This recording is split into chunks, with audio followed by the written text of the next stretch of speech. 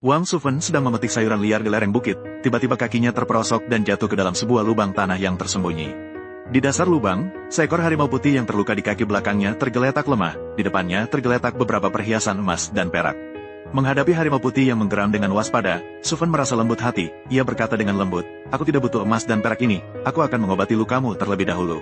Kemudian Sufen mencabut anak panah, mengunyah ramuan herbal, dan mengoleskannya pada luka harimau putih, lalu membawanya kembali ke rumahnya yang sederhana. Dan tumpukan emas dan perak itu ia kubur sementara di dalam lubang, tanpa mengambil sepeser pun. Sufen sebenarnya adalah seorang janda, rumahnya sepi, tetapi sejak ia menyelamatkan harimau putih ini, terjadi beberapa hal aneh di rumahnya.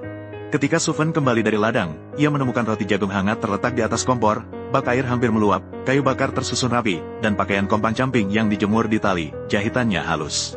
Ia melihat sekelilingnya tidak ada seorang pun, hanya harimau putih yang menggosokkan tubuhnya pada kaki Sufen. Sufen berjongkok, mengelus kepala harimau putih dan berkata, "Ini semua ulahmu, kan?" Namun, baru saja dia selesai berbicara, harimau putih berlari masuk ke dalam rumah, dalam sekejap sudah menyelesaikan sepasang kaos kaki. Siapapun yang melihatnya, asalkan memberikan 3 bunga merah kecil, pasti akan mendapatkan keberuntungan dan kelancaran di masa depan.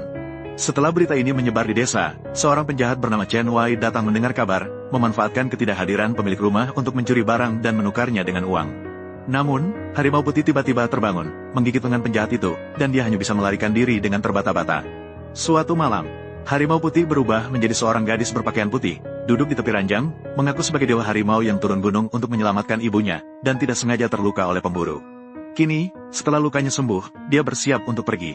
Sebagai tanda terima kasih atas pertolongan Sufen, harimau putih meninggalkan sejumlah emas dan perak untuk Sufen menambah harta benda, dan berpesan jika ada kesulitan, cukup teriak 3 kali ke arah gunung, dia pasti akan datang.